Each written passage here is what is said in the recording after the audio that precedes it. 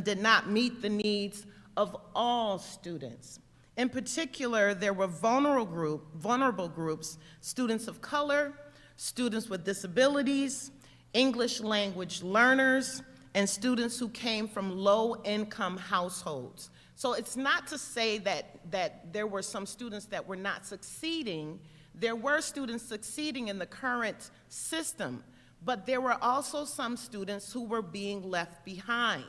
And so as we talk about this work, it's not to say it's not working, but the key word here is that it's not working for all students. And so this endeavor was not about completely throwing out the baby with the bathwater, as we can say, but it was about ensuring that all New York students are provided with the opportunity to learn in environments where they can demonstrate their skills and their knowledge in ways that best match their strengths and their talents. As the superintendent said, not all students are going to college, and we'll talk about that in a little bit. So there were two critical needs that we were meeting in this work. The first need was to create equity, and we're not talking about equality. I'm reminded of a picture of students standing at a fence when we talk about equity. You may have a student, if they're standing at a fence, a student who can just see right over the fence. There may be a student who needs to stand on a crate in order to look over that fence. There may be a student that might need 2 crates to look over that fence. That's equity. They're all able to look over the fence, but they may need different things in order to look over that fence. And then I've heard it said, well, let's just get rid of the fence altogether to create equity. So there's that school of thought also. So the idea here is to create equity in New York State in public education. And the second thought here is to ensure that New York students gain the knowledge and the skills that's necessary for them to be successful. And when we were doing this work, the foundation that we're building on is the culturally responsive and sustaining education framework. You'll hear this come up over and over again, the CRS education framework. This framework is a guidelines that were created by New York State. And it's guidelines for students, for teachers, for school leaders, for district leaders, for families, community members, higher education faculty members, and education department policymakers. Basically, it says that instead of saying you're different and you need to line up with everybody else, we need to celebrate our differences. We need to treat cultural differences as assets. You're different and we need your differences. You're different and we need your differences because they are a strength to the organization. And so the culturally responsive sustaining framework was developed in 2018 to help education stakeholders create student-centered learning environments that affirm cultural identities. So this work was based on this. This is like the foundation of the work that we're doing. And we are basing it on this foundation so that we educate all students effectively and equitably. And so there are 4 principles to the CRS. The first one is to create a welcoming and affirming environment, and then to set high expectations and rigorous instruction, and inclusive curriculum and assessment, and then ongoing professional learning. So we're not bringing things down. We're actually using the strength of us who are different, and we're using that to build everyone up and to create a rigorous environment where students can thrive. So the work of the commission is actually based on the foundation of the culturally responsive and sustaining education framework. So the commission had a lot of information coming towards it. There were many venues that were used to gather input, feedback, and information from various stakeholders from all over New York State. We had monthly meetings between October 2022 and September 2023. At these monthly meetings, they had the same kind of format. We had students presenting to us. We talked about a topic. Then we had breakout meetings where we had smaller groups. We had things we had to discuss. We had to make some decisions. There were thought exchange questions that we had to create. And then those thought exchange questions were sent out. You may have seen some of them where we were gathering input and feedback from the community. Commission members had to draft the question that was going to be posted to the public, and then we had to collect the data from that question. It was a constant gathering of information and gathering of feedback and gathering of data. And while that was going on, there was additional feedback that was coming from student and parent advisory meetings. So while we were meeting, parents were meeting. While parents were meeting, students were meeting. And those meetings were held April 2023 through June. There was data being collected from those meetings. That data was being shared with us. And in addition to that, we had white papers that were shared with us from different organizations, different political organizations that we had to read. A lot of information was coming at us. We also had the Region 2 Comprehensive Center. It created a report, graduation requirements and measures, a review of performance assessment implementation in select states. We looked at graduation requirements from different states around the country. What were their graduation requirements? What were they using for credit requirements? What were they using for assessments and things like that? So after gathering all of that information, in May or June, we had to talk about what our priorities were going to be. And so we sat down and we looked at what all of this information was telling us, and we came up with these priority areas. The first one, consideration of multiple pathways.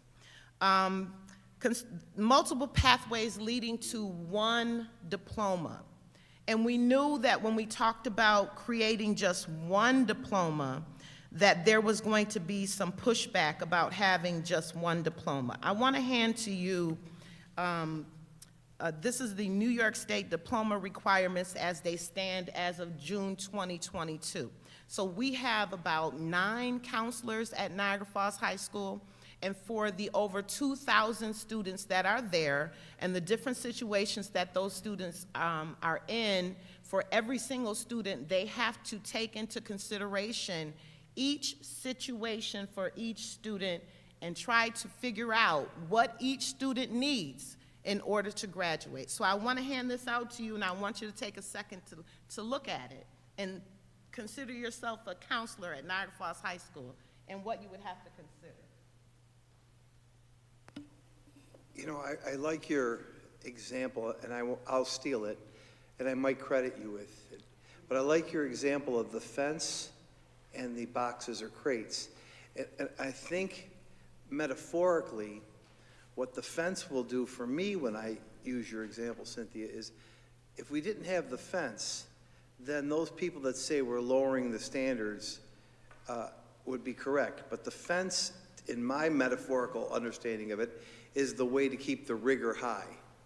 The fence is the rigor. The boxes, the lift, whatever you need, is the equity.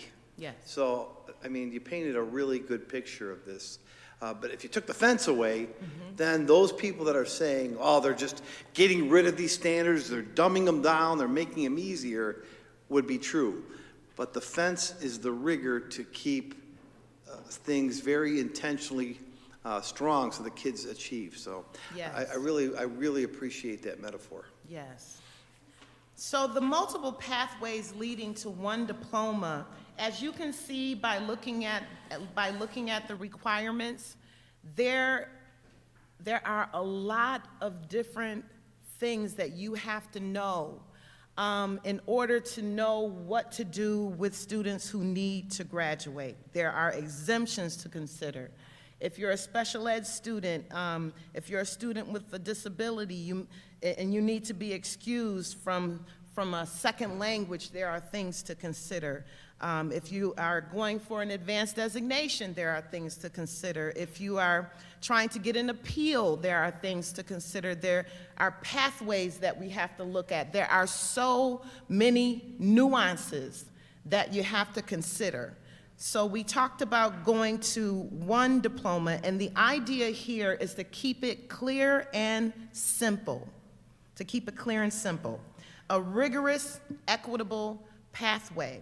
But the idea also is to ensure that our students and our families are prepared and understand and that they have multiple pathways that they can access to get to that diploma. The second priority that we talked about was a review of assessment flexibility. And the idea here is to build flexibility within our assessment system. There was talk of reconsidering the number of Regents exams required to earn a high school diploma. There was talk of expanding assessment options. Now, from the very beginning, the process was not about removing Regents exams, but the process was about providing an opportunity to learn in environments where students could demonstrate their skills and their knowledge in ways that best show their strengths.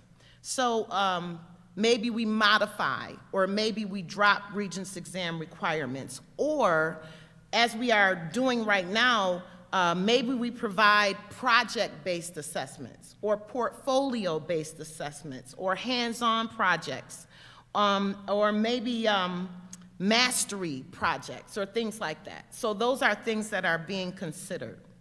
From the parent and advisory meetings, students were saying, listen, Regents exams are causing me so much stress. That's some of the feedback that we got from the students. And from some of the parents, they're saying some of the courses that I'm taking, I can't reflect what I'm learning in a Regents exam, right? If I'm a music student, maybe I need to do something different. There's not a Regents exam that's going to let me show what I can do. So review of assessment flexibility. Another priority we talked about was understanding meaningful life-ready credentials. So public speaking, civic engagement, financial literacy, digital literacy, being able to have students earn a credential in those kinds of life-ready skills, and a skill that I can perform and it shows that I'm ready for life, being able to give them the opportunity to earn credentials in those areas. And then we talked about the culturally responsive, we come back to that again, having curriculum, but we know that decisions related to curriculum lie with the local district. That's not a state decision. Curriculum is a local district decision.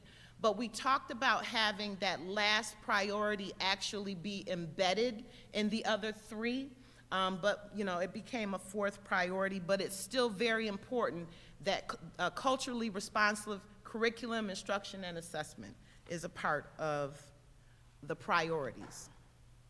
And at any time, if you have a question, just jump right in. All righty? And so another thing that we were tasked to do is to create a portrait of a graduate. Many other states already have what does a graduate of our state look like? What skills? And so we created this thought exchange question. What knowledge, skills, and mindsets will be most needed by New York State graduates to be successful in a rapidly changing and complex world? Over 8,000 members of the New York State community participated in that question, offering 7,000 thoughts and ratings. And so the attributes that they gave back to us, we discussed, we reviewed them, and the top 12 attributes and the top ranked choices came out in this graphic that you see before you. Critical thinker, innovative problem solver, an effective communicator. All of these skills our students need to have when they leave high school. They need to be able to have these skills.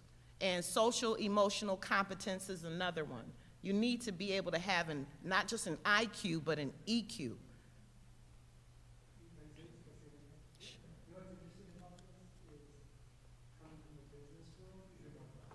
What's really interesting about this graphic is coming from the business world. These are really all the attributes of great leaders. So not only are we thinking about, you know, what the portrait of a great graduate is, we're actually talking about sending kids off into the world to be great leaders, which I think is important, you know. I just hope other states are doing similar things and are aligned with, you know, ultimately helping out every community. You know, you send out a bunch of great leaders, they're gonna be great at a lot of different things, because nowadays there's a lot more opportunities for us than there were, you know, back when my grandfather was going into the workforce, or my father, et cetera. But anyways, I thought that was interesting. Exactly. And, yeah. You want thinkers. You want problem solvers. You know, our students, I was in, I'm going to give Amy Sherella a plug right here. I was in her classroom, and she was reading a book. I can't remember the title of the book right now, but it was talking about companies, and when you go to an interview, they're not asking the typical interview questions. They're giving you a problem and asking you how you're going to solve that problem nowadays. You know, they want thinkers, they want problem solvers. And so when our students are leaving us, you don't want to open their heads and just pour in information. You want them to be able to come up with an answer and problem solve and collaborate with others and effectively communicate their thinking to others. Well, whether we like it or not, whether we agree with it or not, if you're pouring information, all you're doing is supplanting this. And everybody can find information right off of this. Exactly. I mean, whether we like it or not, whether we want to admit it or not, whether it causes us headaches or not, if you want information, I could find out just about anything on here. If you want those attributes, then you've got to teach and build a different graduate. Yes, they have to interact with each other, they have to talk to each other, they have to tell you what they're thinking. That is a different kind of a learner. And so these 12 recommendations that were produced by the Blue Ribbon Commission actually started with 59 preliminary recommendations. They were aligned to the 4 priorities that you see. They were whittled down to 37 preliminary recommendations, and they were then combined into these 12 that you see in front of you. So I'm going to go through those speedily.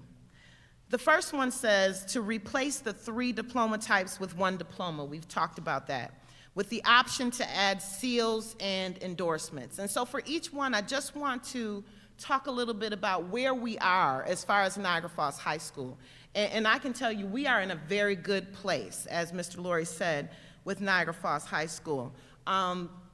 We don't have the 1 diploma right now, but we do have the seals and endorsements. Our students, when the Seal of Civic Readiness was offered as a pilot, our school already had 101 students that earned the Seal of Civic Readiness in the pilot year. Last year, our school had 91 students earn the Seal of Civic Readiness. Last year, we had 10 students earn the Seal of Biliteracy, and this year, we already have 23 students that are online to earn the Seal of Biliteracy. Our students are going to BOCES. They are earning the CDOS in hundreds, and they're earning the humanities pathway.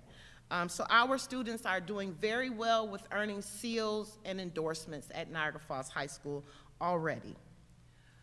The second recommendation there is to update diploma credit requirements. And so some of the updates that they're talking about having are financial literacy education, personal finance, fine and performing arts, civic responsibility, science, technology, engineering, and mathematics, writing and writing skills, and we are all over that. When the PS2 program started, and when it started about, 4 or 5 years ago, we had about 5 partners that we started with. We had presentation from them, and I would advise that they come and do an updated presentation. Now we're well over 100 partners with our post-secondary success. Our students in 9th and 10th grade take a career and financial management course. It's mandatory for 9th and 10th grade students. They have financial literacy built into that course. Our 11th and 12th grade students are also taking personal finance. They are getting financial literacy. Also, with the STEM that they're recommending for credit requirements, our students are taking P-TECH starting in 8th grade. We're actually in P-TECH 2, our P-TECH 2 grant. The Micron grant, we were just talking about that. We have a huge amount of dual enrollment courses that our students are taking at Niagara Falls High School. I was over there the other day, and we had college students that came back to talk to 12th grade students, and they were telling them, well, I started as a second-year student. I actually started as a sophomore because I had so many credits that I didn't have to do a freshman year. I'm doing a second. There are so many opportunities for our students. We have a Writing for the Workforce course. Our students are getting real-world scenario writing courses at Niagara Falls High School, and construction trades. They are well ahead as far as diploma credit requirements that would be required for writing, for fine and performing arts, for financial literacy. They are in a very good place for that. Number 3 says to ensure access to career and technical education for all students. Again, our students are doing the construction trades. They're doing social media. We have the junior law enforcement, and we have entrepreneurship, we have internships. They're doing CTE. They're doing career and technical education. And number 4 says to modify, move to a model that organizes credit requirements, including content area. That was a little bit different. Including content area credit requirements into larger categories. So they're talking about allow for a competency-based model to award credit. So this is like, I have skills that I can use to earn credit. I have skills, there are things that I can do that I can use to earn credit. Allow local districts to offer unique options for students to earn credit. Increase the number of elective courses that may be used to fulfill credit requirements. Right now, the high school, and with all of the things that I've named, the high school is in the process of creating elective courses that students can choose in the pathways that they're choosing, so that they can earn credits. If we go towards this, we are already set up. Our kids are already set up. We're in a very good place for this. Anyone have a question? No, okay. Number 5. I just want to stress, 45 college courses, 45 college courses, no charge to the parent or student, 45. And I keep thinking about those students in cement.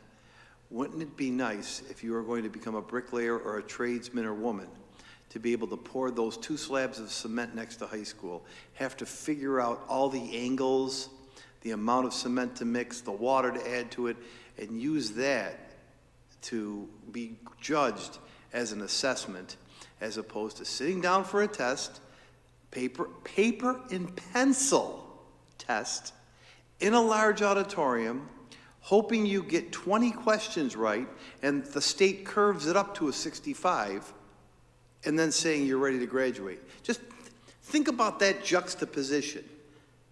You sit in an auditorium with a paper and pencil in 2024. You take a test in 3 hours. You hope that you hit a number that you don't even know what it is, and you hope that somebody rounds the curve up to get you 65, and then they say you're a graduate. As opposed to, and I'm just using the latest example, you're standing in a puddle of concrete that you had to mix, measure, order, form, and prove that we could build something on top of for a grade. Which is more useful in 2024? I mean, I would ask yourself that question. If you have questions about whether these are going in the right direction or not. There are Boy Scouts here. I think that Boy Scouts do a very good job of preparing them for life skills. I think the Boy Scouts, because they're here, would probably want to demonstrate that they can pour that concrete and do it right and not have 22 gallons left over of waste. If that happens, your grade's going to go down, as opposed to being able to do it perfectly, and then I'll hire them to pour my sidewalk because I have a lot of cracked sidewalks, and I'll pay them big money. Go ahead, Cynthia. Yeah, not only that, but we have students in the theater department who are learning how to write scripts. Right. They're learning how to create costumes. They are learning on the stage, and they can get credit for the things they're learning. We have students in the music department who are learning how to produce music. They can get credit for that. We have students in the television studios who are learning how to produce shows and videos and things like that. They could get credit for the competency-based model of learning that they're doing. We are yes. Is a lot of that subjective grading? No, because I mean, you know what I'm talking about. I do. Go ahead. I mean, if you're going to grade somebody on their ability to produce a show, there's no written questions, but it has to be subjective to the instructor, correct? but the instructor has to be certified to teach that course. But you might not like the student. I'm just saying there's just an aspect to it that I can see. What I would say to that is that the instructor then has to have a rubric that says, a 1 means you were able to get a piece of paper out. A 2 means you're able to, a 4 means you have done this perfectly, hitting all the theme, plot, drama, all the parts of whatever a show is. So whatever you do. In other words, the curriculum has to be set up to able to do this, correct? So I think you're going to a good place, though, Mr. Velardo, and I don't. I don't want to see no, a you're, kid, no, I you're, don't want to see a kid yeah, you're suffer for somebody being subjective. No, you're going to a good place, though, because I think the work that is not done is that when you make these graduation standard changes, you've also got to change the assessment structure. Yeah, that's number 6. We're getting to number 6. And if you don't, but you're right, Nick, if you don't do that, then it becomes subjective. Yeah. That's okay. No, you're going the right way. Yes. You're thinking in the right direction. He's just 2 steps ahead of us. So number 5 is reduce or modify diploma assessment requirements to allow for more option. I think we've talked about that a lot.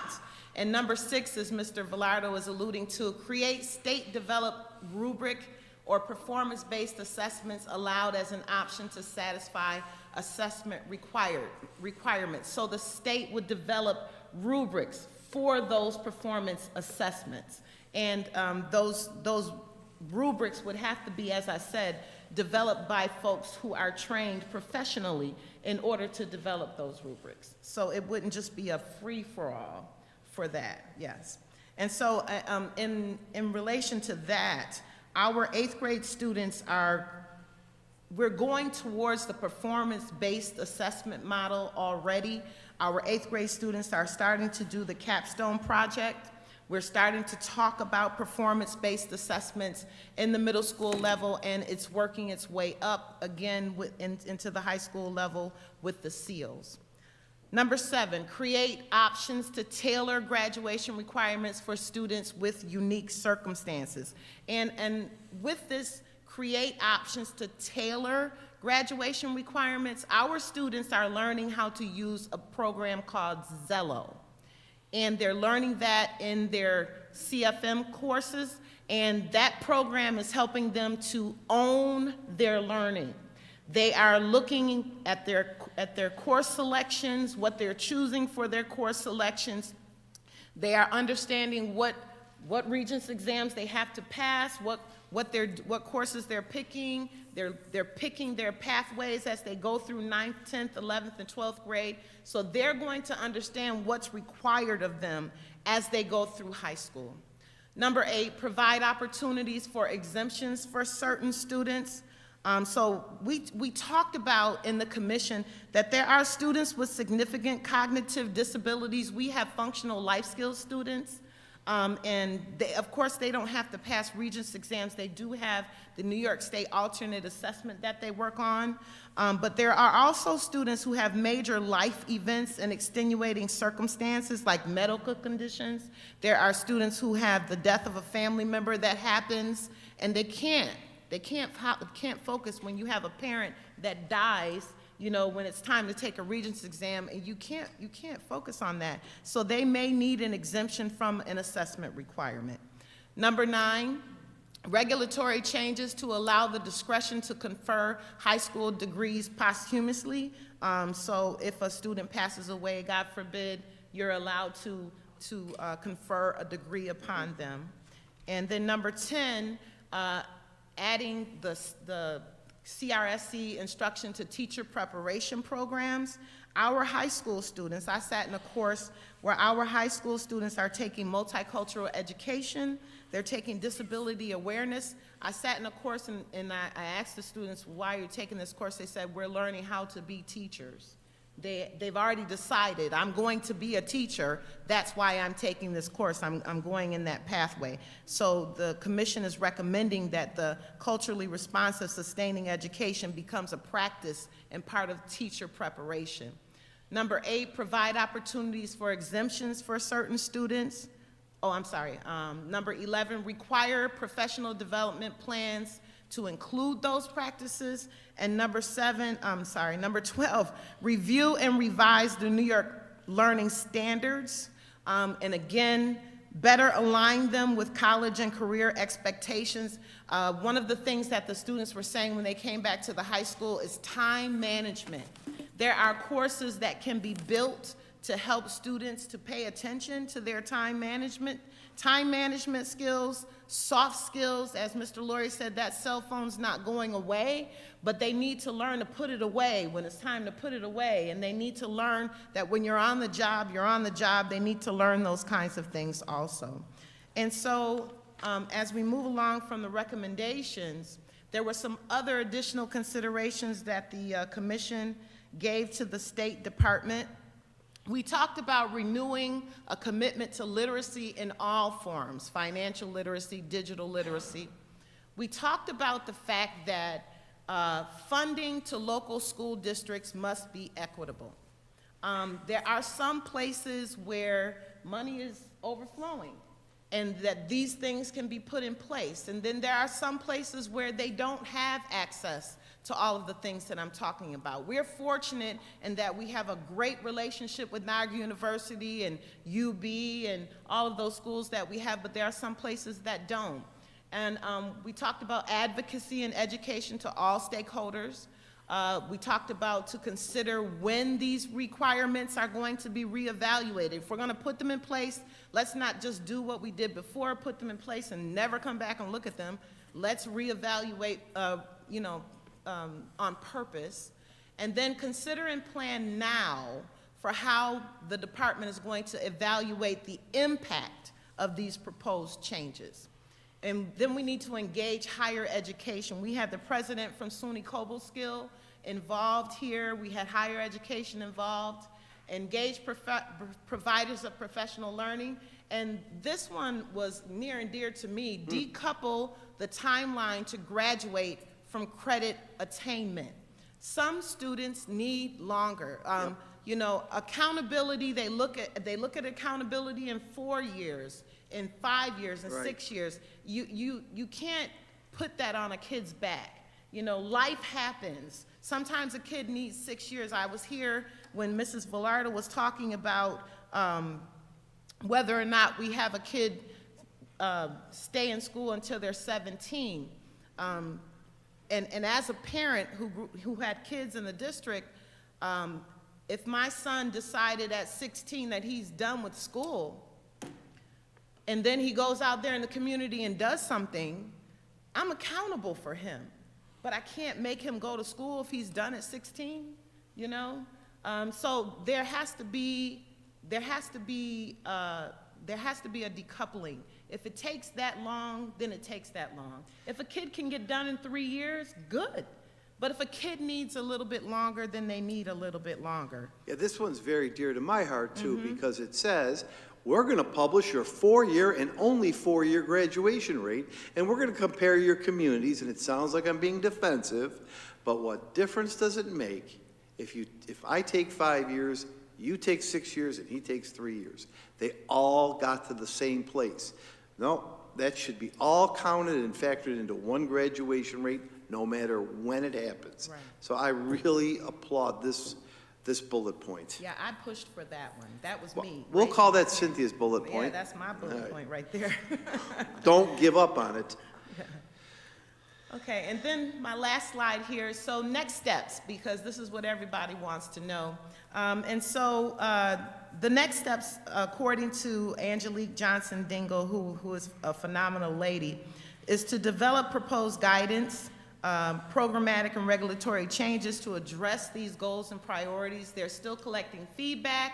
They're cataloging these issues. She said they're going to continue this discussion with the regents in late May or June of this year. They will review, create roadmaps with timelines, with implementation, with feedback over the summer, and then present to the regents with a complete inventory with timelines with implementation in the fall of 2024. Yeah. So there is more to come. So go ahead, Cynthia. Go ahead, you're up next. This looks like it's going to be at least a couple more years before it comes There to is a reality, lot correct? to discuss. Yeah. You know, there's funding that has to be attached to this. There are a lot of, if you're gonna change one thing, it's gonna have a domino effect. Well, I like the idea, but it's going to, Yeah. you got to keep working at it. right? Yep. I'm impatient. I'm impatient about this because I think these need to come sooner rather than later. I'm really impatient because all this good stuff that she described is good stuff our kids are doing. And I know it takes thought and it takes feedback, but I want to make a couple of points and then we can open it up for questions. You started to allude to this, but we have to talk to teacher colleges because teacher colleges have to prepare their teachers in a much different way. A much different way. That's number one. Number two, Cynthia alluded to it maybe 4 or 5 times. Right now, even if it takes a year or 2 or 3 to happen, we're in good stead, meaning we have our PS2 program. That's why we're not deviating from it, and it's a hallmark program, and I would think it is a model for the state. I really think it's a model for the state. Number two, we have career and financial literacy already included in 9th and 10th grade classes. It makes sense. Number three, we already do a lot of demonstration type activities through PS2 and other teaching methods, which I'm glad to hear about, and we'll need to do more. Number four, I have had parents contact me with concern. Does this mean because we have 7th graders taking Regents exams right now, 8th graders taking Regents exams. Now, does this mean they're doing it for naught? Does this mean it's, no, that's not what it means. Your kids are in a good place. Keep going. Keep making sure they get those exams. That's not going to go away tomorrow night, and as Mr. Velardo said, there's going to be a parallel transitioning from the kids that are in the system. Right. There's going to be I see it the way Ray does technology. There's a parallel run, right? We run a certain way, and then we run a different way. So parents who are watching, parents who are concerned, your kids are not working for naught. Let them be reassured that they're on the right track, and we want them doing those courses. And finally, what I would say, after this wonderful presentation, after the presentation Cynthia will make to the Western New York principals and counselors, what she needs to get, and you can send it to me and I'll give it to her, is she needs anybody watching, anybody hearing this to give her the feedback so when she goes back to Albany, she can represent the needs of our district. So that's a call for those of you not to complain or say this or that, but to call her, write her, email her so she gets the feeling of people here. And it would really be great, and I'm going to ask Cynthia to start making this presentation or do a district-wide presentation to all of our faculty so that we can capture this at another time, maybe with some more depth. Congratulations on your work, and thank you for being part of our team. I don't know if any board members have any other questions.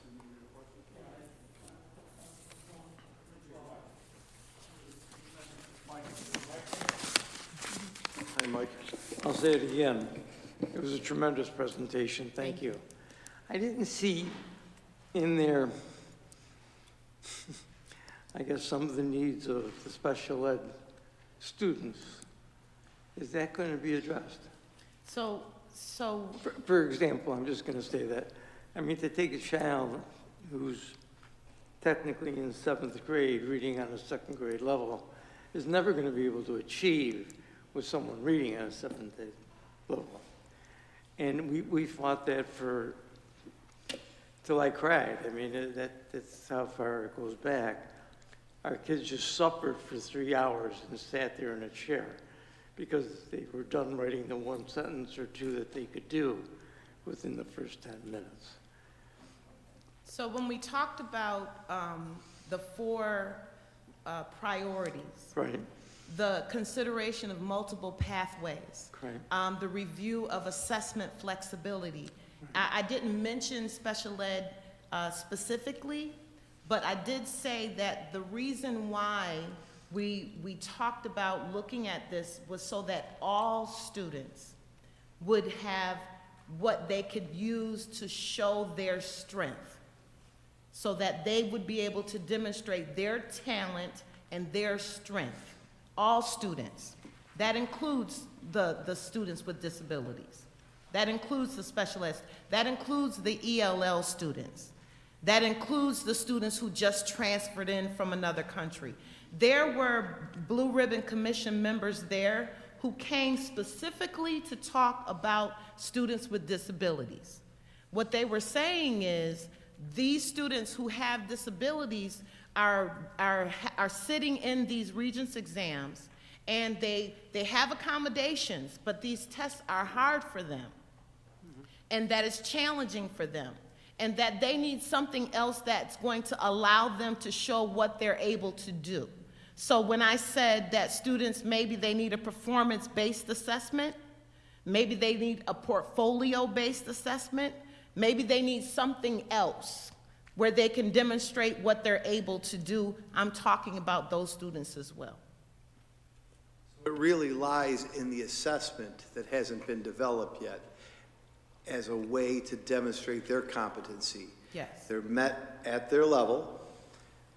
There is a performance-based opportunity to show a student who needs 2 boxes to see over the fence, and then to show what they can see over the fence by demonstrating, maybe not with paper and pencil in the gym on June 29th, but by being able to assemble something, build something, cook something, order something, to show that they have competence that way, which I think is a real forward-thinking step for special education kids. Mm-hmm. Yeah, there were people there advocating for different types of students. I think there's some models already out there. Georgia Tech, for example, most of their students are looking at 5 to 6 years of graduation in college instead of the standard 4. So that has changed 100%. And we're in a good place with that also. We have extension classes where we have all different types of settings for our special education students. You know, we have the functional life skills classes, we have the extension classes, we have different settings. We have the autism classes. We're in a good place there also. We also have the provision to allow the students to stay till they're 22 years of age instead of 21 years, which is, for many of our kids, a good thing. Yes, sir. Quick question. Is the state going to ever address the attendance issue? Well, that Because was this is all wonderful, and they got a great diploma, then they come and we try to hire them. They don't show up for work, or they can't get to work at 9 o'clock. And from what I understand, attendance is not the #1 priority in schools. If I'm incorrect, correct me. Well, When I are know that our schools are definitely addressing the attendance issues, you know. But- I know that our schools are, but the attendance issue wasn't the topic of discussion at the graduation requirements. No, understood. But when we graduate them and they can't hold a job, the end result is the same. And that's where the culturally responsive curriculum instruction and assessment comes in. We Gotcha. talked about building those soft skills, building those meaningful life-ready credentials where students are able to show that they have life-ready skills, things like time management and things, soft skills. So we are addressing it. Thank you. Well, I think they're addressing it also by saying the end-all isn't that you sit in the gym and take a paper and pencil test. The end-all could be that you're demonstrating a skill you learned, something you want to learn, something that's relevant to you, and something you're going to use in the future. You may come to school more, as opposed if you're, I don't want to call out any kind of curriculum discipline, instead of sitting in a class and learning something that you see no connection to your life or no connection to the relevancy of what you want to do. It's a subtle attendance message. It's not overt, but it's a subtle way that they're hoping kids will become more engaged. Yeah, the intrinsic motivation. I'm sure those students that were doing that concrete pad outside of Niagara Falls High School were eager to get to school to do that. Intrinsic motivation. Right. Hey, great job, Thank you. Cynthia. I think you did a good job. I think, though, KJ still did the best job by becoming Student of the Month at Gaskell. So you did okay, but he's taping me. KJ still earned Student of the Month. Way to go. Members of the board, we have a need for a quick agenda review prior to your 7 o'clock meeting. So, and Cynthia, thank you for your work, by the way. I really, you know we appreciate you. We'll go through this quickly. Nothing has changed. You know that you have one bid. That was for the elevator service, and I think we went through that. Last week, we talked about the additional 2 short-term contracts that we've added, and you had those in your packet. If you move through to the resolutions, and I'm not trying to gloss over anything, but if you remember, the first 6 resolutions were grants that we were awarded. That was $5.1 million worth of grants, 1 through 6. 7 and 8 are for Ms. Glasser's process of getting the May election going. Number 9 is for mental health services to support Gaskell Prep. Number 10 was an adjustment to an agreement we made with our partners at the Ralph Wilson Center, where they're going to take some money off of our usage in exchange for plowing. Number 11 is 11 and 12 is the agreements we have with the Buffalo Federation of Neighborhoods for at-risk students, and then 12 is where the county pays us back $30,000. We've talked about that for a couple of years. 13 is software for Head Start that's required. 14 is a contract for an evaluation of our new P-TECH grant. We have to evaluate the grant. That is an evaluation tool. 15 is to get what I think will probably be our final lane. This is so that CEC has an evolved system in it. And Becky worked really hard to get the contract language together. 16 and 17 are payments through the American Rescue Funds for electrical work and HVAC work that Earl has certified to me has been successfully completed. And then we bring you 2 policies. 701 is a workplace violence policy. We are going to ask you to approve that this evening and waive the tabling. I would like you to know, with respect to this policy, yesterday we had a meeting with the 6 collective bargaining units, and Maria really took the unit leaders through all of the, what I'm calling buckets or tenets of that policy. And as we explained to the union leaders, if something doesn't work or doesn't fit or we need to alter, we'll bring this back to you to address it in January or February. But she did a good job going through this new workplace violence program that we're required to do to meet the requirements of the Department of Labor. 702 is the conversation we had last 2 weeks ago about raising the compulsory age that kids at Niagara Falls High School need to stay in school from 16 to 17. I'm going to ask you to table this because there may be somebody in the community that wants to comment on it. When we left the meeting, you asked that we research 2 questions, and we did research the 2 questions. Just off the top of my head or in my notes here, I know that the following, and I didn't get feedback from every district, but I know these: Batavia, Lindenville, Buffalo, Holland, Springville Griffith Institute, and Newark school districts all have passed this policy. Now, those are just 8 of the school districts around the state.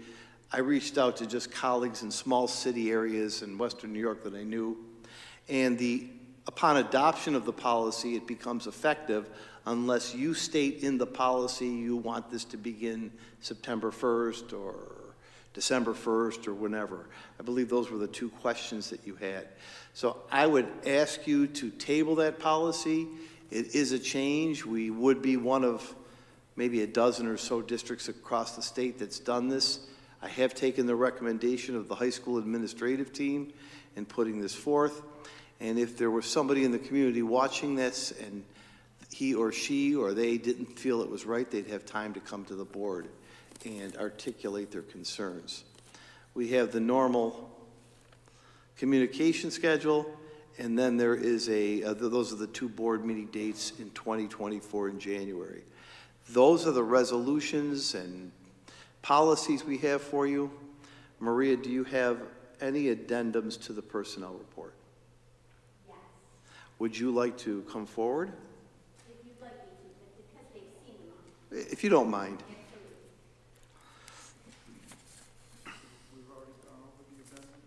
I want to. Yeah, I'm not walking on an addendum, but there are new items on the report that have asterisks on them. So you've received them already, so I'm happy to go through those with you.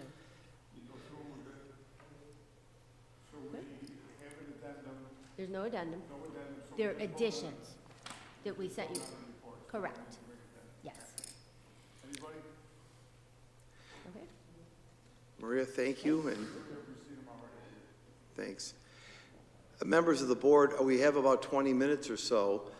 We do have, and Mr. Petrosi, members of the board, this is in your purview.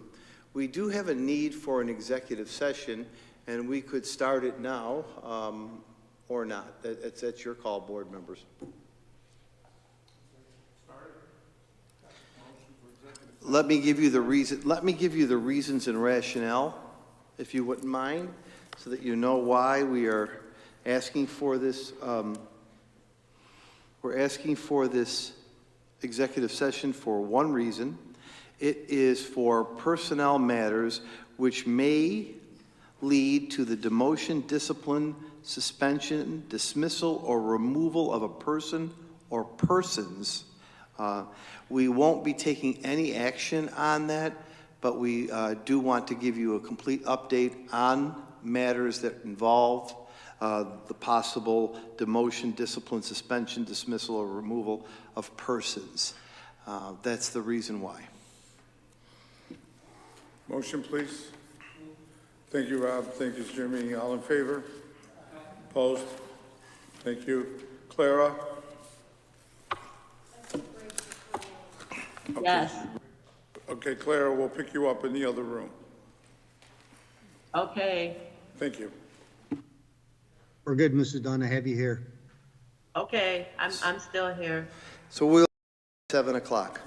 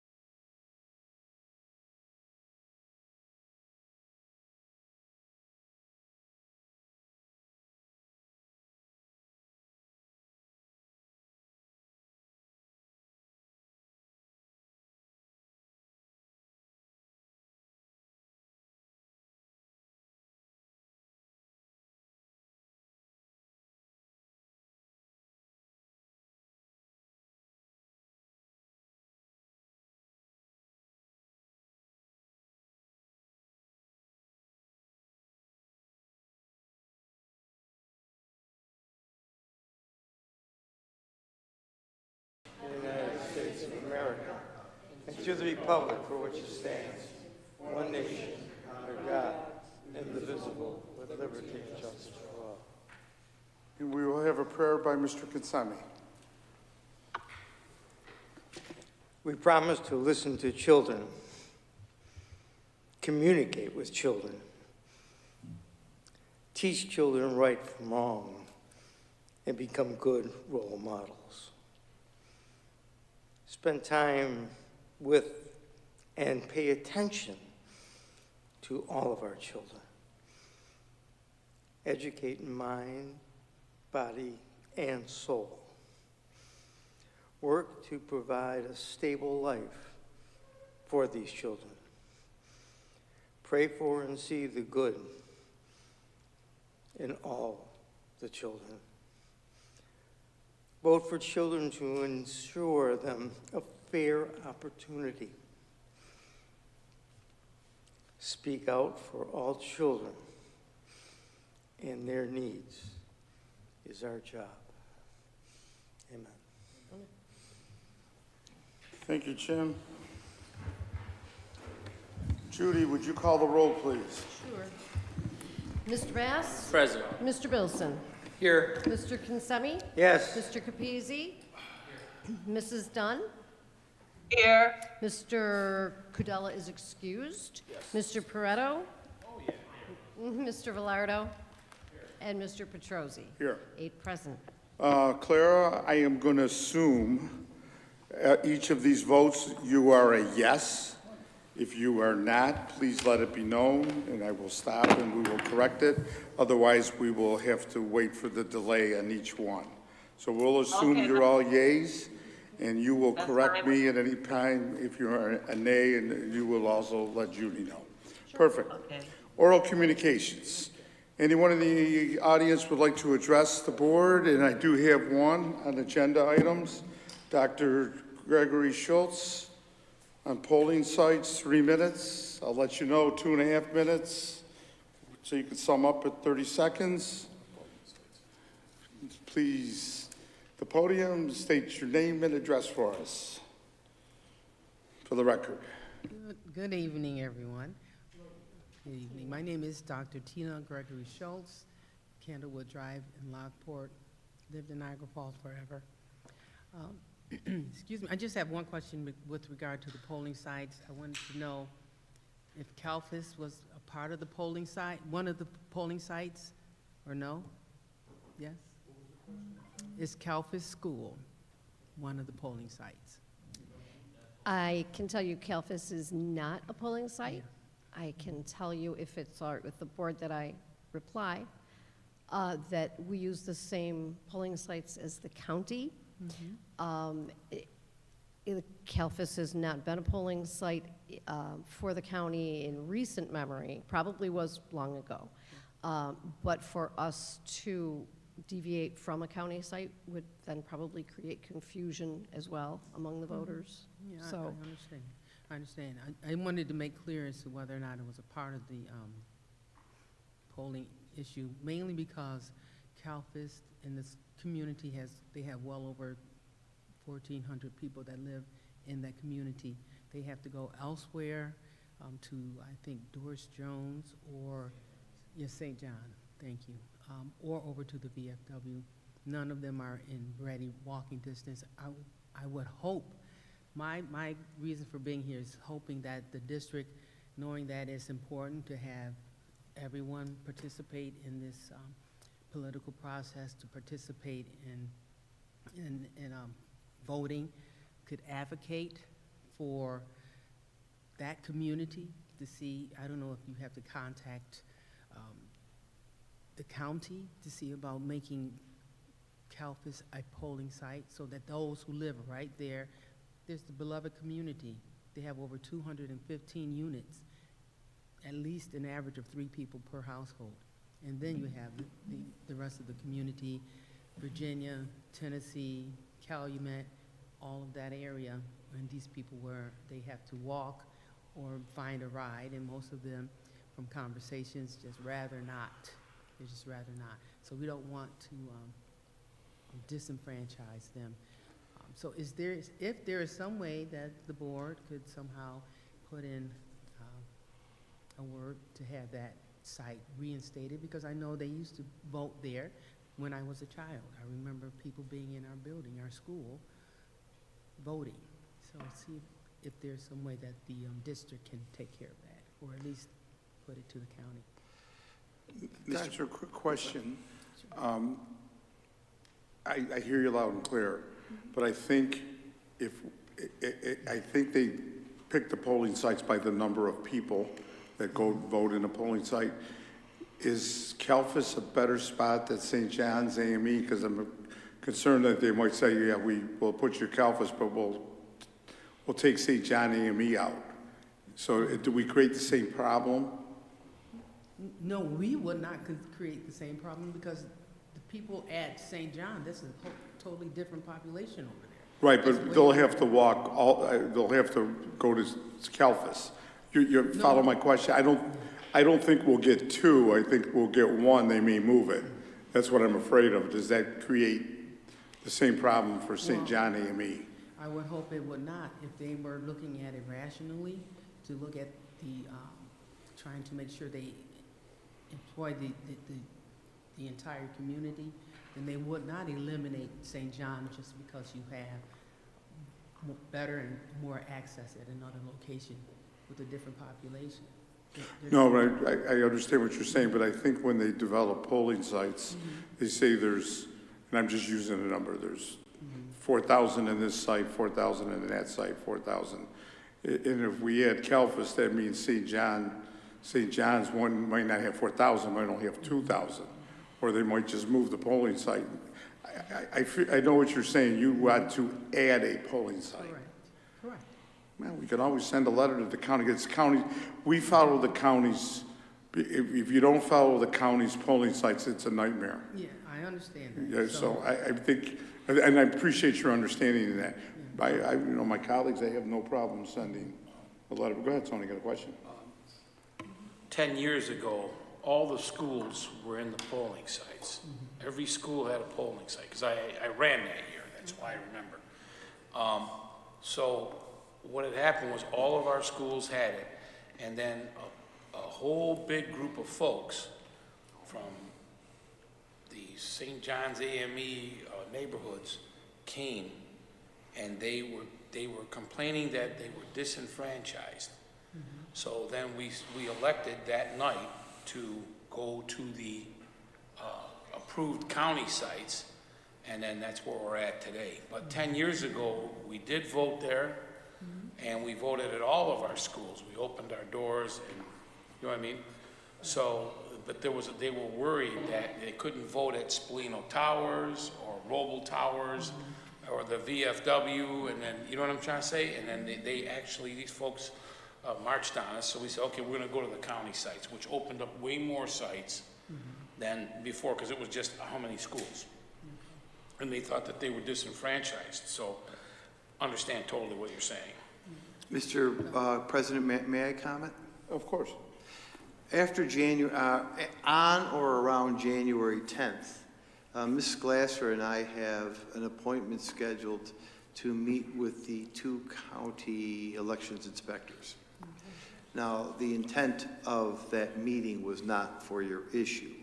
However, and I'll tell you what the intent of the meeting was. The intent of the meeting was for us to train high school students to be poll workers. Because our thought, and it's really a thought that emanated with Ms. Glasser, when we talk about civic responsibility and civic duty, what about 18-year-olds becoming poll workers is a great way to do that.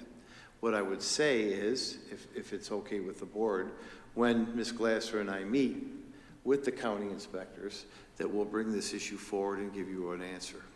Okay. Would that be acceptable, Mr. Petrozzi?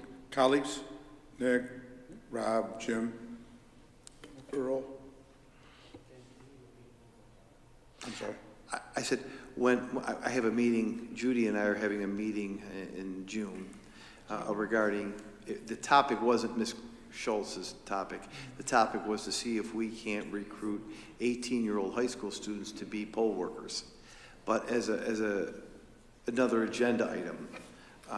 With your permission, I'll bring that up with the two county elections inspectors. I think, Mr. Laurie, you made a mistake on that. You said January 1st, then you said June, and the follow-up, you mean January. The meeting hasn't been set, but one of the inspectors said after January 10th. So it'll be sometime in January. I just don't have the date yet. Appreciate that. Thank you very much. Earl, you're good? Mike? Tony? Okay, you're good, Mark. Thank you, Tina. Gloria, excuse me, Clara, you good? Yes. Okay. Yes. Thanks, Doctor. Okay, that's it for speakers. Moving on to routine matters, 401 and 402, I'll take them together. Minutes of the November 23rd and approval of budget transfer number 5. Motion, please. Thank you, Mr. Consemi. Mr. Bilson, questions? Call the roll, please. All in favor? Aye. Any opposed? Thank you. 4.03 is approval of bid. We have one, number 10, elevator lift maintenance repair. Mr. Bilson. Mr. Velardo, questions? Call the roll, please. Mr. Bass? Yes. Mr. Wilson? Yes. Mr. Consemi? Yes. Mr. Capizzi? Yes. Mrs. Dunn? Mr. Peret? Mr. Preto? Yes. Mr. Velardo? Yes. Mr. Petrosi? Yes. Judy, if you would leave Mrs. Dunn out so we won't have the Meyer. delay. We'll assume the yeas. 404 and 405, 404 is treasurer's report and budget status report. They are received and filed. 4.06, personnel report certificated. Thank you, Rob. Second, Jimmy. Questions? Call the roll, please. Mr. Bass? Yes. Mr. Bilson? Yes. Mr. Consemi? Yes. Mr. Capizzi? Yes. Mr. Pareto? Yes. Mr. Velardo? Mr. Petrosi? Yes. Thank you very much. 4.07, personnel report classified. Rob on the motion, Jimmy on the second. Questions?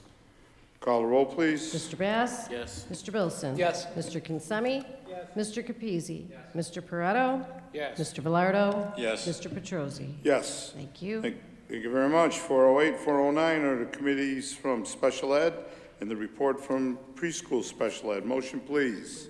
Mr. Consemi, Jimmy, second. Mr. Bass, questions? Call the roll, please. All in favor? Aye. Any opposed? Thank you. 4.10 is a handful of short-term contracts, Landmark Educational Tours, Long Life Yoga, Louise Ferretti, Jessica Tuff, Willie Price, and Amplify ELA. Motion, please. Mr. Consemi, Mr. Velardo, questions? Call the roll, please. Mr. Bass? Yes. Mr. Bilson? Yes. Mr. Consemi? Mr. Capizzi? Mr. Pareto? Yes. Mr. Velardo? Yes. Mr. Petrosi? Thank you, yes. 4.11, the Head Start reports. Motion, please. Thank you, Rob. Second. Nick, thank you. Questions? Call the roll, please. All in favor? Aye. Any opposed? Hearing none, motion carried. Thank you. 601 to 606 are the acceptance of funds and gifts. 0601 is Trinity United Methodist. 602, New York State Insurance Reciprocal. 603, Mentor Teacher. 604, Universal Pre-K. 605, Title 3A Grant, ELL Grant. 606, Student Mental Health Service Grant. That was Rob on the motion. Second, Jimmy on the second. Questions? Mentor Teacher Internship Program, the amount, please. The amount of that grant is $51,240.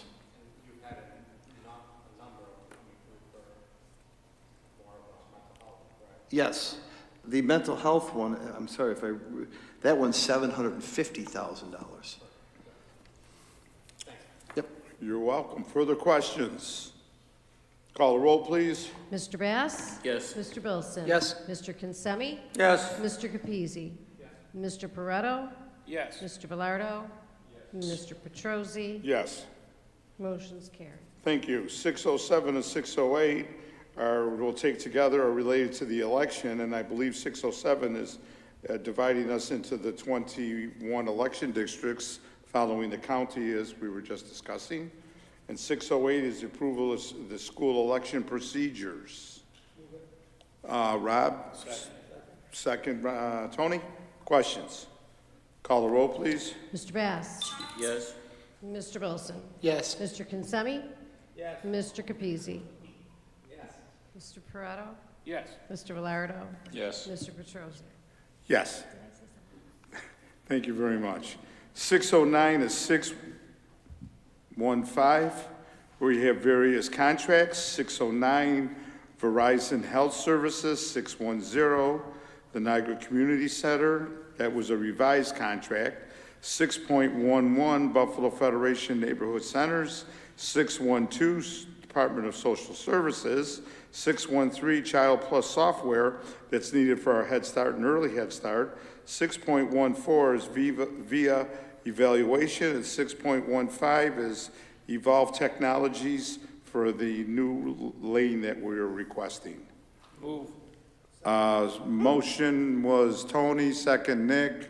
Questions? Call the roll, please. Mr. Bass? Yes. Mr. Wilson? Yes. Mr. Consemi? Yes. Mr. Capizzi? Yes. Mr. Pareto? Yes. Mr. Velardo? Yes. Mr. Petrosi? Yes. Motion's carried. Okay, 616 and 617 are payments. One is the CIR, one is DV Brown for our capital projects. Move. Thank you, Tony. Second, Tony, Rob, questions? Call the roll, please. Mr. Bass? Yes. Mr. Wilson? Yes. Mr. Consemi? Yes. Mr. Capizzi? Yes. Mr. Pareto? Yes. Mr. Velardo? Yes. Mr. Petrosi? Yes. Thank you. Number 7 is review of proposed policies. We have workplace violence, Motion to waive the tabling of 30 days by Mr. Bass. Second by Mr. Velardo. Any questions?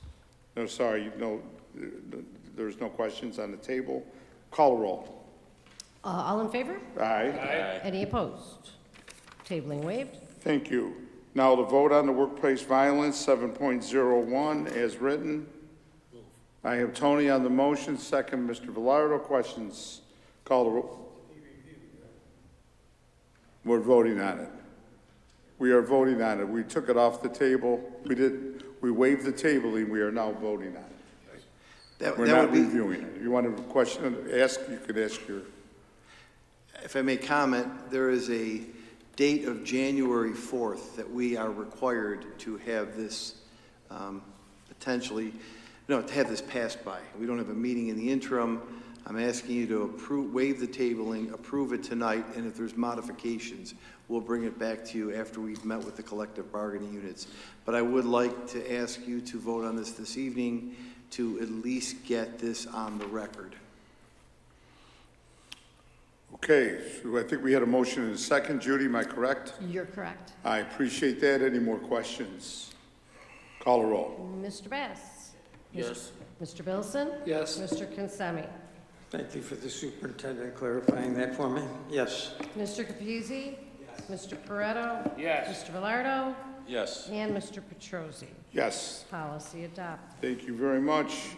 Now, 702, this is the entitlement to attend the age and residency to move the age to 17. I would kindly ask my colleagues to table this for 30 days for a comment period.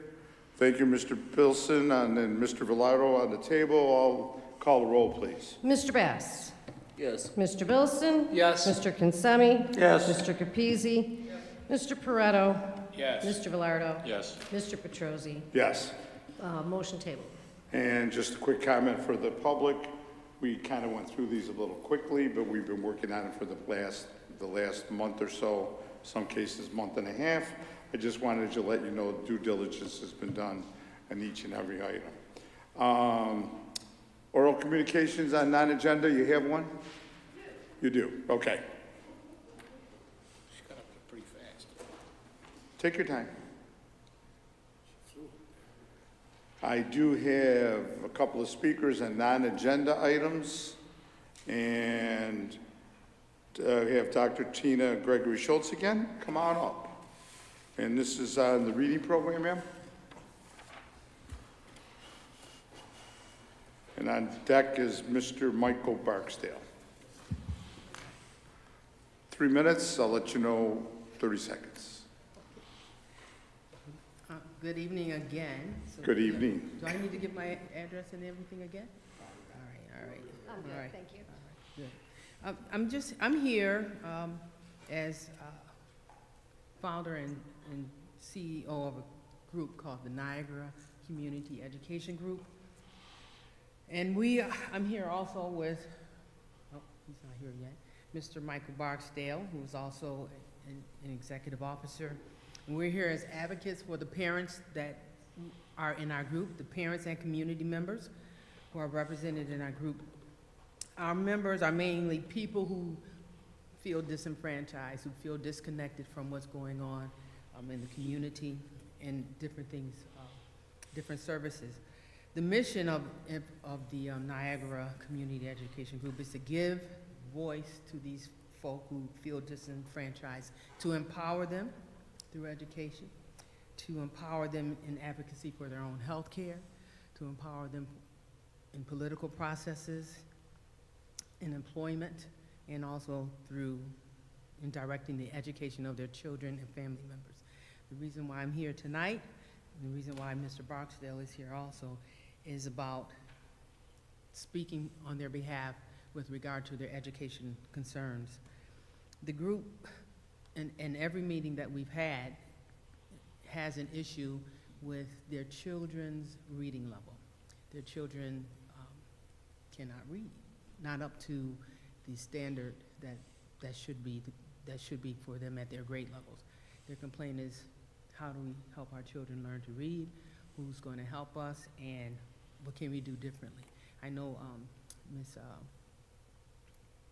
Kathy, she presented last meeting about the reading program.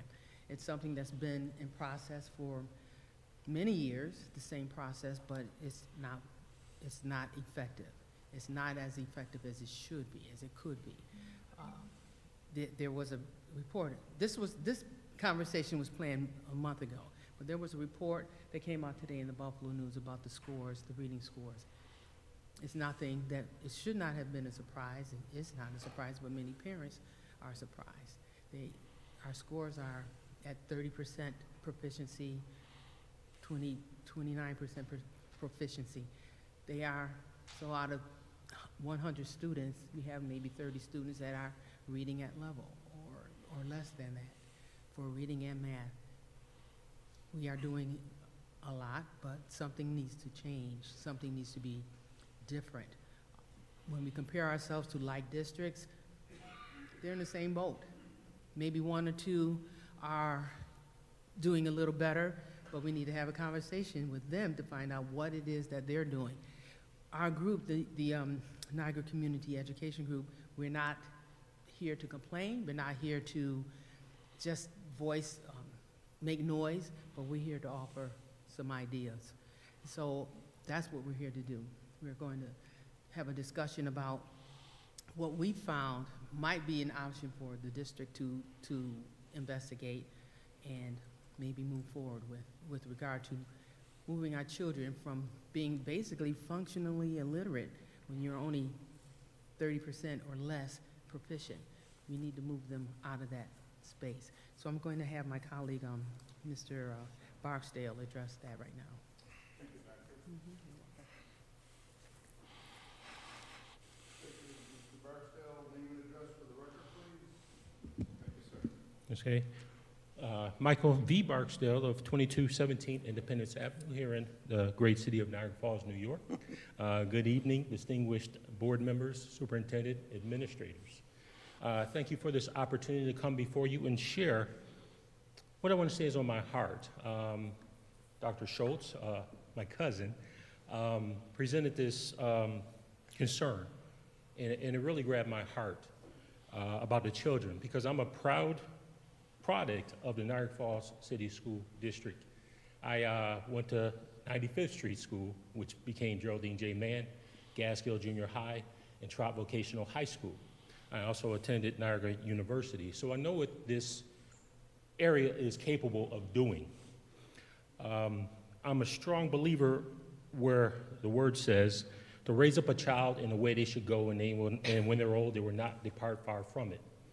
Again, that's how I lived my life. I was trained up well in this school system. And I would like to see it continue that tradition.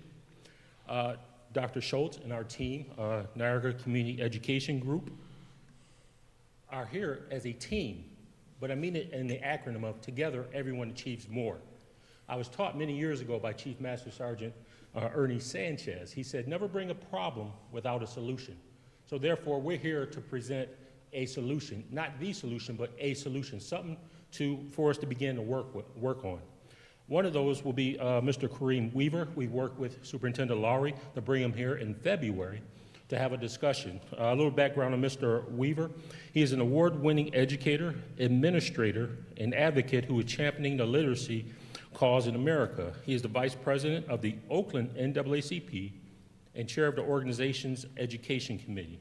Mr. Weaver is also the co-founder and executive director of Full and Complete Reading is Universal Mandate, which is a nonprofit based in Oakland, California. And if I could just read one of the quotes from Mr. Weaver, who is passionate about the cause of literacy because he believes that it is our most important civil right. Mr. Weaver says that literacy unlocks everything else. It is the most important civil right because to access your rights, you need to be literate. Whether it's voting and understanding what the ballot is saying, whether it is starting a business, whether it's your faith and religion and being able to read the scriptures, whether it's being able to access employment opportunities, whether it's being able to do research on different medical options for your consideration. And in industry and in any area, a literate person has a better chance of being successful. Literacy is a basic civil right because it's the antecedent that activates the other rights. It's a gateway, and because of that, we have to marshal our resources toward the end. Thank you. I'm going to take the last 3 seconds of what Mr. Barksdale left. But basically, the Niagara Community Education Group, we are here to help work alongside the district to make something positive and progressive happen for our students. We need to work together. We need to get this done. Scripture says, you have not because you ask not. We are asking. Thank you. Thank you for your comments. Okay, moving on. I have reports. We'll start with you, Mr. Lowry, please. Sure. First of all, Dr. Schultz and Mr. Barksdale, thank you for your presentation and the manner in which you presented. I do know Kareem Weaver. I do know him from Oakland, California, and have worked with him on a couple of occasions. And we are going to meet on Tuesday, February 13th with the Niagara Community Action Group here. And Mr. Weaver is agreed to participate free of charge for us, which I'm really pleased to announce, and we'll have a good meeting there. The only thing I would say is what I will do, and we'll do this right after the holidays, I'd like to get together for a pre-meeting before we have that meeting with Dr. Weaver so that we can talk a little bit about our strategies and our conversations and structure the agenda, because while he's free, and we appreciate that, I was only able to get about an hour and 15 minutes of his time. So we want to make sure that we use him to the fullest. But I'll be reaching out to both of you after the holiday to set up a pre-meeting so that we are on the same page and that we can plan for our meeting with Dr. Weaver. So thank you again. I appreciate it. I want to just give a couple of updates, and I hesitate to do this by using names because I'm obviously going to forget some, but beyond our outstanding staff, teachers, paraprofessionals, others in this district who have spent over the last 2 weeks donating, bringing gifts, clothing, food, holiday baskets to our families, they deserve a huge amount of thanks. It'll go unnoticed. They don't do it for recognition. They do it because they care for our kids and they're our staff. So I want to say a humongous thanks to all the members of the staff. Now I'm going to give just kudos to a couple of groups in particular. The LaSalle Senior High School Alumni Association, led by Miss Joanne King-Simon, has now adopted not only LaSalle Prep, but Cataract, 79th, and G.J. Mann. And that group brought tons of gifts, needed items, and things for the students of those 4 schools, including LaSalle Prep. So Ms. Simon and your group, I want to say thank you on behalf of the board and our students. I know Ms. Simon's husband, Howard, a retired broadcaster who started in Niagara Falls and made it to the big time, but she's kept her Niagara Falls and LaSalle roots going, and that group is now not only giving those holiday gifts, but they're going to give scholarships to high school students. So thank you, LaSalle Senior Alumni Association. Along that same line, I wanted to tell you that our McKinney-Vento team today, in conjunctions with Wegmans, and you know our McKinney-Vento team, Sharita Flournoy, Bhavna Chowdhury, and Stacy Rowe, visited 90 McKinney-Vento homes today. McKinney-Vento is a homeless program and brought food in conjunction with Wegmans to 90 homeless families today. And I just think that's completely admirable and shows what the district is willing to do. Earlier this week, Niagara County Community Colleges Credit Union donated hats, gloves, mittens, coats, beautiful new things to the students of Bond and Abbott. And the Mitten Project of Grand Island, New York, homemade hats, gloves, mittens. I wanted to thank their director, Jen Mentor, and their John Duke director, Sue, I think it's pronounced Pareto, for doing all of that for our kids. That's the Mitten Project of Grand Island, who partnered with the Duke Center to do such a great job. And again, I don't mean to leave anyone out, but I just want to give a few examples of the generosity and charity that's going on right now. While our schools close later tomorrow until the 2nd of January, we have a lot of work going on, particularly in 2 places. Niagara Falls High School. The auxiliary gym is already being stripped down and a new floor is being installed in that auxiliary gym, which probably hasn't been done since we opened it. First time. So we're putting a new floor in the auxiliary gym, and that's going to look really well. And there's going to be some of the air handling ARP work going on during the holiday. So the high school will be there. Of course, we're closing the building off to make that happen. And Cataract is getting their gym floor. Pardon me? Yep. I'll get to that in 1 second. Cataract is getting a new floor, and that started this evening. So the Cataract floor, and Cataract is getting a new curtain, a new stage curtain, beautiful new stage curtain. So that work is going on. The Clear Touch boards will be emptied out of the CEC on January 2nd, and they will be all put together beginning our first day back, so that by the end of January, Niagara Falls High School, our final school, will have Clear Touch boards.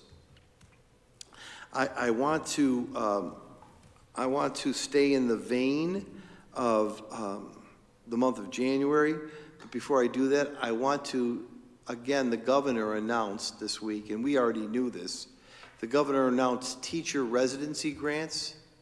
These are grants for those individuals who have bachelor's degrees but don't have a teaching degree. Each one of those 28 individuals that meet the qualifications that Ms. Massaro is going to work with Niagara University on have the opportunity to get probably close to $24,000 worth of their coursework paid for while they substitute for us. The number is 28. We'll be able to bring 28 individuals on under that program. Why is that significant? Because only 6 other districts received that number, and we were the second most at 28 spots because Ms. Massaro believed we could bite off that many, and we were awarded $740,000. So that's something to look forward to. Before we know it, Regents Week in January is back. Cynthia didn't mention it, but we are still doing Regents exams, and at the request of Ms. Villardo, Mr. Ventry, and the high school team, we are taking Regents Week the 22nd, 23rd, 24th or so of January at the high school because the Regents exams no longer have waivers. That COVID situation is over. On the 25th of January, I can't believe I'm saying this, but we're going to give you your first iteration of the 24-25 budget. Can't believe we're already into the 24-25 budget. But you'll see that, and again, we'll go through the process, the one-pager, the assumptions on the 25th of January. Now, I'm always try to be a hopeful person, but since Easter falls on the 31st of March, and the state budget's due April 1st, I don't think we're going to have an on-time budget, but we can always hope. I want to foreshadow a resolution that you're going to receive in January, just because I'm so proud of it. And I, again, had nothing to do with anything that's really great like this. But at Bleneva Bond, they're doing NCCC college courses for parents in the neighborhood. Niagara County Community College is going to teach courses to parents at Bond School in the neighborhood, and we're going to be able to get a writing 101 class for their parents, and they're right now signing up a lot of college credit parents that will cost them nothing. So that's something to look forward to. The number of school concerts, and I know I have somebody who wrote to me last night and told me she was floored by the talent, she's sitting in the back, floored by the talent of our high school performing arts, being at the concert and being at the elementary concerts. And our music, art, fine arts department, phenomenal. Parents, the community really benefit from that, so I want to congratulate them all. We have such fine artists. On that same vein, in 41 minutes, our boys basketball team tips off in South Carolina. We sent our boys basketball team to South Carolina to experience some competition down there. They tip off in 41 minutes. They made it safe and sound and are having a good time. They play tonight at 8:30 and will win, and they play tomorrow and they will win. So we wish them good luck and safe travels. We do have some athletic contests over the break, so when you get a little bit bored after being home for a couple of days, stop out to the Wolverina.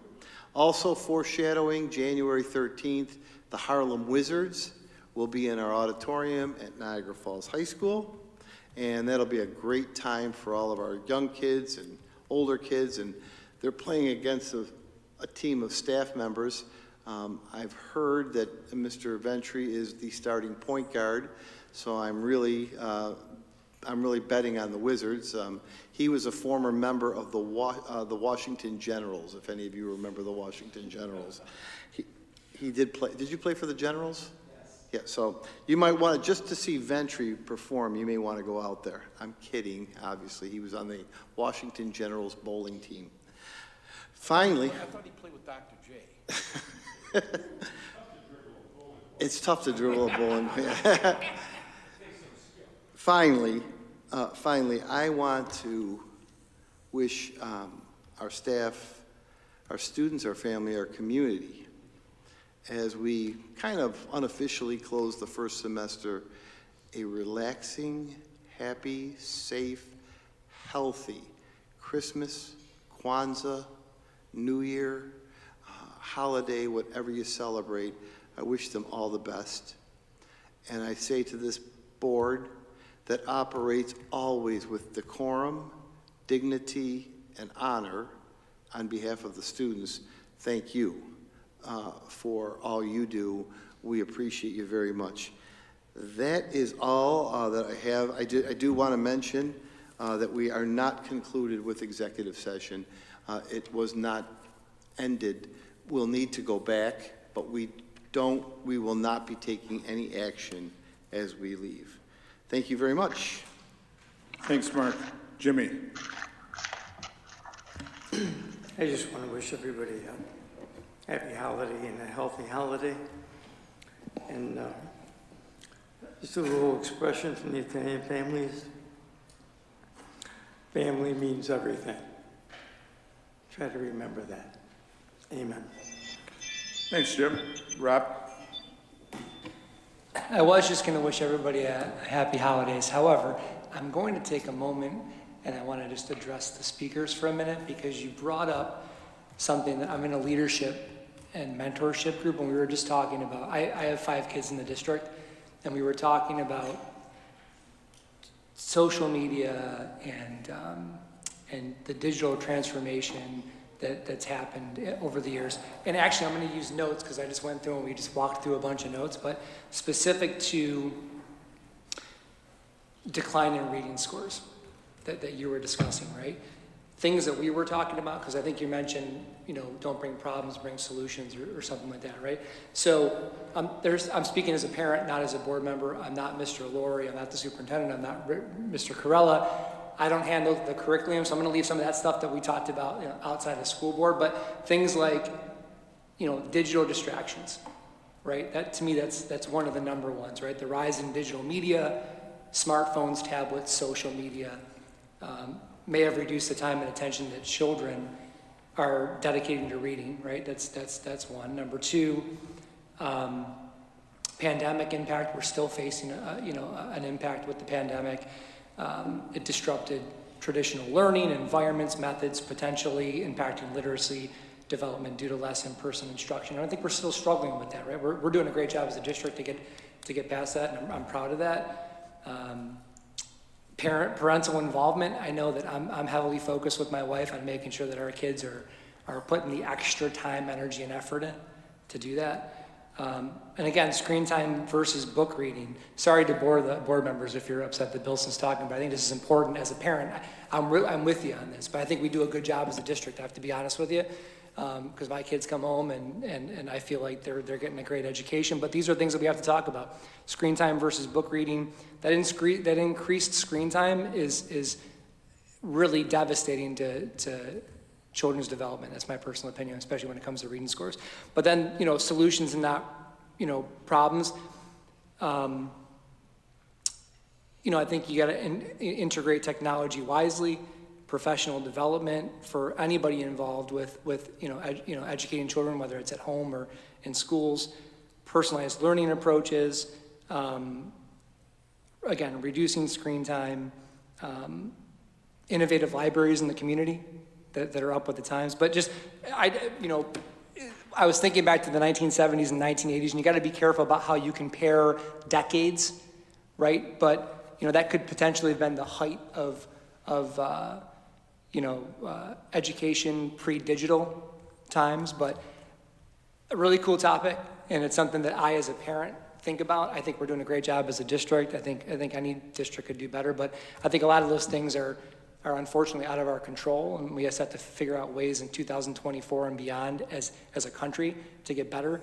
But, when you talk about screen time, you talk about cell phones, you talk about social media, kids aren't going home and reading books like they used to, or reading newspapers even, so. But great topic. I just wanted you piqued my interest on that one. And hey, happy holidays, Merry Christmas. Put me on the clock, 3 minutes. Thanks, Rob. Nick? Mr. Bilson said what I was going to say. And I just want to wish everyone a Merry Christmas and a happy, healthy New Year. And we'll see you 24. Thank you, Nick. Mike? No comment besides Merry Christmas, guys. Thank you, Mike. Earl? Merry Christmas, Happy Kwanzaa, Happy New Year, whatever your persuasion may be, and I hope you have a safe and successful time with your family, and see you in 24. Thank you. Yeah, I'm sorry? You want to make another comment? Real quick. Sure. Earl, I want to thank you so much for all you've done this year on the telethon. You always keep it quiet. You always keep it quiet, but you're always back there hustling. Today in the paper, the other day in the paper, the other day Chief Padula called me and asked me if he wanted to borrow his uniform. I don't know what he meant by that, but I do want to thank you. And this board should be so proud of having one of our board members who is as talented as I've ever seen. And you just heard verbatim how he's going to solve all the problems.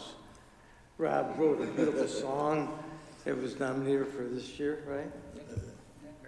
Christmas time is here, baby. Right, it's for Christmas, and I think we should all give him a round of applause. No, It's thank beautiful. you. Oh, this guy's the man. Kudos to you. And thank you. Jimmy, let me get my 20 out of my wallet. I'll take it, believe me. Thank you. All right, thanks, Russ. Thank you, Jimmy. Tony? Okay. Again, I'd like to thank everybody for coming tonight, and especially the speakers. I'd like to wish happy holidays to our staff, my other board members, everybody in this room, and everybody out there in TV land, or whatever they call that thing, the worldwide, I'm old.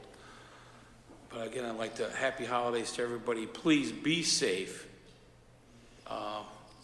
and be kind to others. Thank you. Thank you. Clara, are you still with us? Yes, I'm still here. Go ahead, any words of wisdom? Other than Merry Christmas and Happy New Year, I'll see you in 2024, healthy and ready to go. Oh, yeah. Thank you, Clara. To my right, anybody? Judy or Ray, anybody? To my left, anybody? Okay, I'll just sum it up. Speakers, board members, staff, public out there in the public, happy holidays, good health in the new year, happy new year. Thank you, everyone, for this evening. We will need a motion to continue our executive session. After our executive session, we are going to adjourn in the member of the following people that are no longer with us and passed away recently. I will read them off. There's several tonight. John Gabriel, father of Joanne Washcliffe and Patty Gabriel, and grandfather of Staj Kafis. Thomas Hine, brother of our very own district clerk, Judy Glasser. William LaChance, father of Amanda LaChance, and uncle to Noel Gaetano. Roseanne Muto, aunt of Kathy and Julian Urban. Leon Nix, son of Adrian Bedgood and nephew of Gloria Bedgood and great-nephew of Clara Dunn, our very own Clara. Gabriel Porto, retired art and photography teacher. John Ruffalo, brother of Marie Maynard, uncle of Kelly Maynard, and Ed and Kimberly Maynard, and Nick and Angela Ruffalo. Kurt and Monica Villani, cousin of Mikkel Carey. We will be adjourning in the memory of those people.